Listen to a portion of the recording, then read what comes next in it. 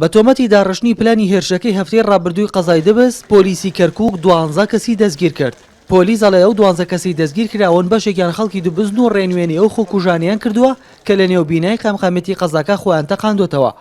بەڕێوەبەری گشتی پۆلیس و بەڕێوەبەری پۆلیسی قەزاونەحەکانی کەرکووک لە کۆنفرانسێکی ڕۆژنامەییدا ڕایان گەیاند لە لێکۆڵینەوەکاندا ئەو چەکدارانە دانیان بەوە داناوە کە ڕۆژێک بەر لە هێرشەکەی دووبز لە ناحەی زابەوە 3 چەکداری خۆکوژان هێناوتە قەزاکە کە دوان لەو چەکدارانە کورد بوون و ئەوی تریشیان عەرەب بووە و بە جلوبەرگی سەربازیەوە بە بازگەکاندا تێپەڕیون. ئەوەشیان ئاشکرا کرد کە پلانی داهاتویان هێرشکردنە سەر بۆڕەکانی گواستنەوەی نەوت بووە. ئەمانە 3 کەسی ئینتیحاریان کە هێناوە لە زابەوە هاتوون، دوانیان کورد بووە، یەکێکیان عەرەب بووە، هاتوۆتە یەکێک لەو گوندانە شەوێک لێ ماوەتەوە، دوایی بەجلی عەسکەریەوە هێناویانەتە ناو قەزای دبزەوە کە ئەو تەقینەوە ئەنجام درا.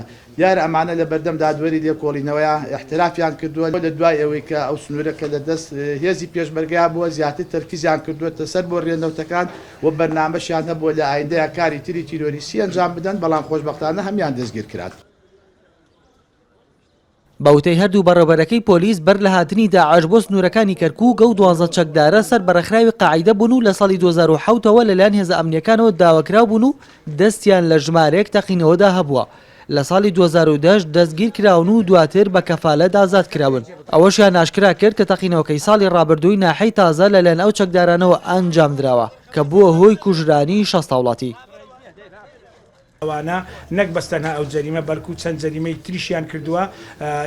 بۆ نمونە ئەو سیارەی کە پارەکە لە بازگەی دبست تەقیەوە بە هەمان شێوە ئەوان بەشداریان کردیە، واروها ئەو سیارەی کە لە ساڵی 2010 تەقیبەوە لە تازە بە هەمان شێوە ئەوان دەستیان هەبووە و تقریبا 20 تەقینەوەی کەشیان کردووە بە عەبوات و باوە لە ناو شاری کەرکووک و لە هەموو شوێنەکانی تر دایمەدار و هەروەها ئەوانش بەشداریان کردووە لە شەڕی پێشمەرگە و شەڕی پۆلیس و لەگەڵ داعش بووینە بە تەواوی.